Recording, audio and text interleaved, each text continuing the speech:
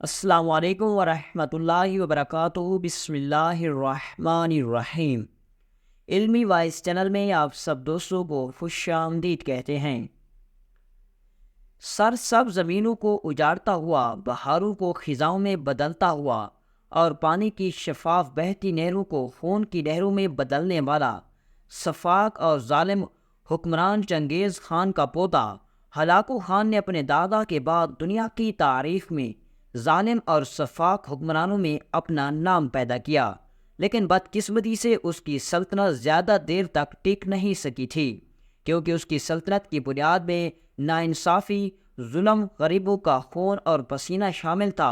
اسی وجہ سے غریبوں کے خون نے ہلاکو خان کی تیار کردہ سلطنت کی بنیادیں ہلا ڈالی اور کئی لاکھ مسلمانوں کا خون بہانے کے باوجود ہلاکو خان کی قائم کردہ سلطنت صرف 70 سال قائم رہ سکی اور خود بھی ہلاکو خان صرف 48 سال کی عمر میں اس دنیا کی صفحہ ہستی سے مٹ گیا۔ ہلاکو خان جو کہ منگول سلطنت کا بانی تھا، بغداد کی فتح کے وقت ہلاکو خان نے شہر کے باہر ڈیرا ڈالا۔ کتاب دی منگول لارڈ میں لکھا ہے کہ ہلاکو خان نے جنگ کے دوران تقریباً 4 لاکھ مسلمانوں کا خون بہایا اور پورے شہر کو لوٹ لیا۔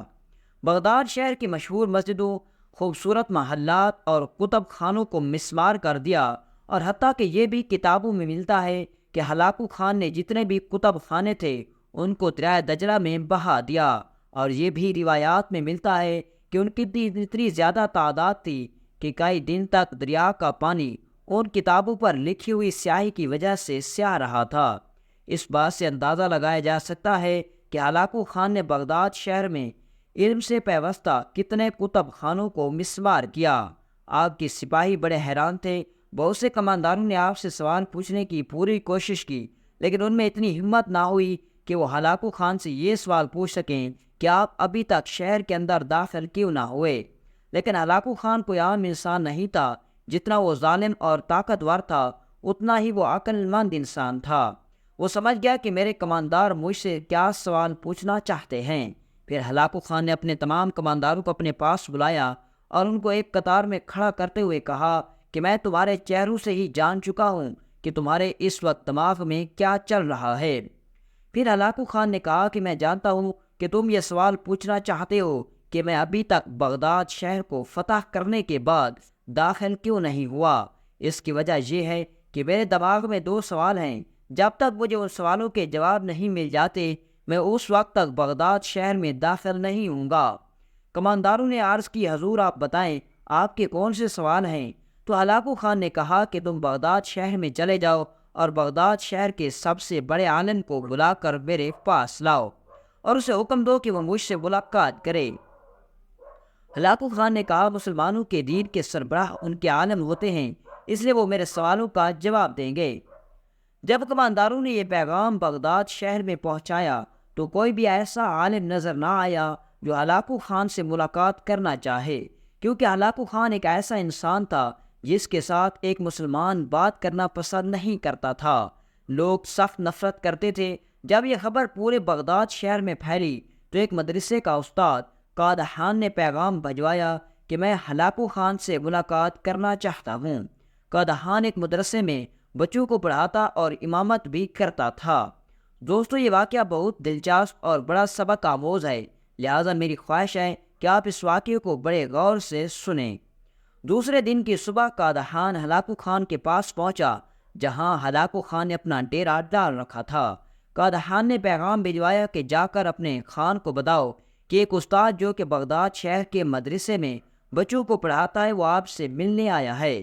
ہلاکو خان کو سپاہیوں نے بتایا کہ مسلمانوں کا عالم اپنے ساتھ ایک اونٹ، ایک بکرا اور ایک مرغا بھی لے کر آیا ہے۔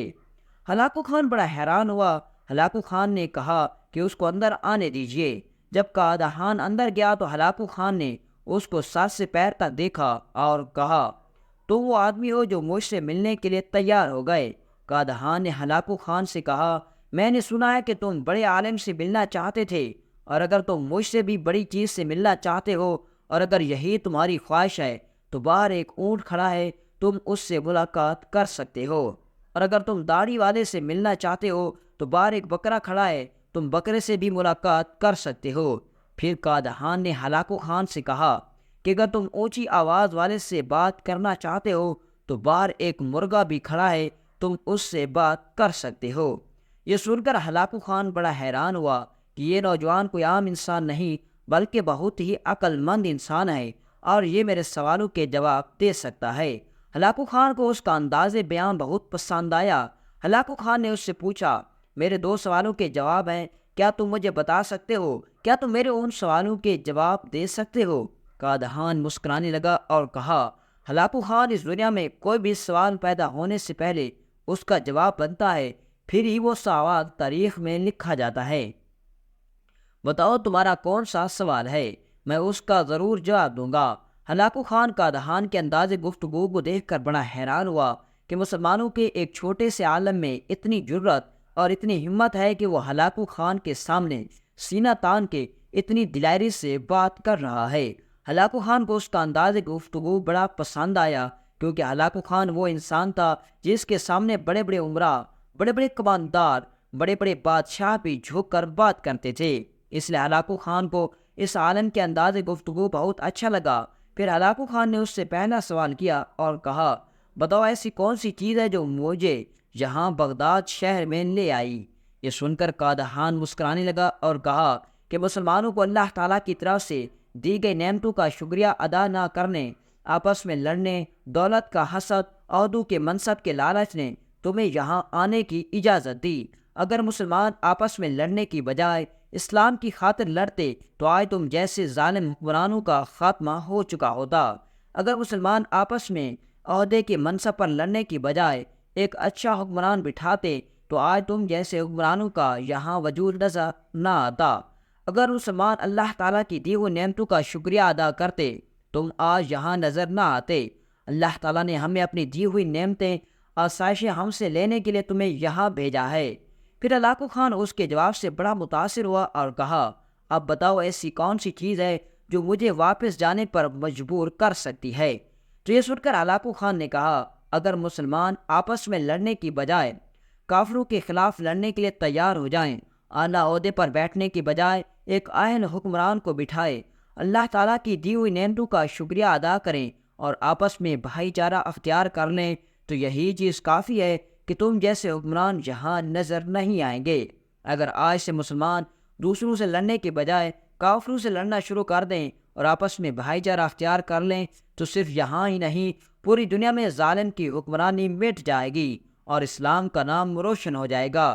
لیکن جب تک مسلمان دین اسلام سے دور ہو چکے ہیں، جب تک وہ واپس نہیں آتے، جب تک ہم اللہ تعالیٰ کی دی ہوئی نعمتوں کا شکریہ ادا نہیں کرتے، جب تک ہم متحد نہیں ہوتے، جب تک ہم اتحاد نہیں کرتے، اس وقت تک تمہیں یہاں سے کوئی نہیں ہلا سکتا۔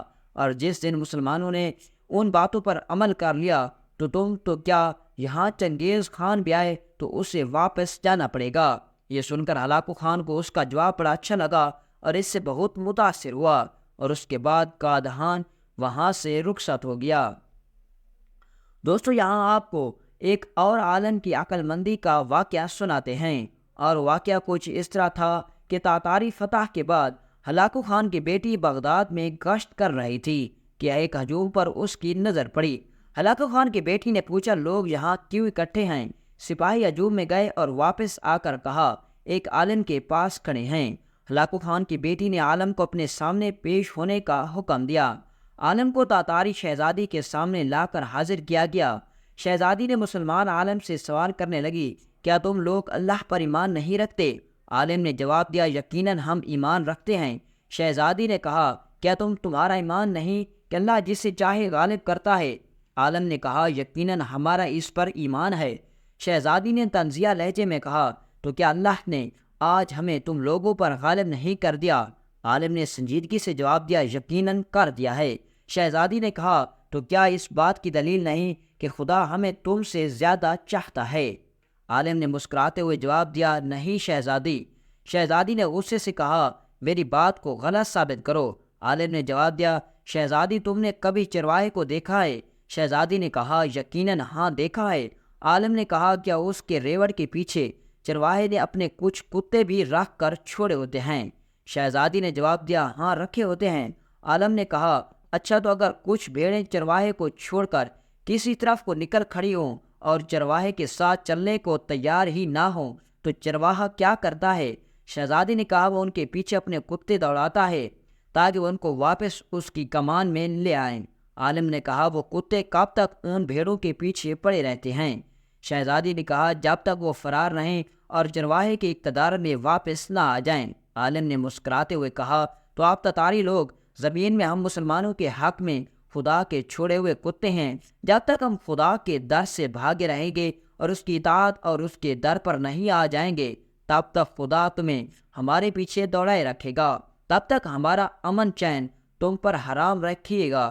جب ہم خدا کے در پر واپس آئیں گے اس دن تمہارا کام ختم ہو جائے گا۔ دوستو، مسلمان عالم کے اس جواب میں آج ہمارے لیے غور و فکر کے لیے بہت کچھ پوشیدہ ہے۔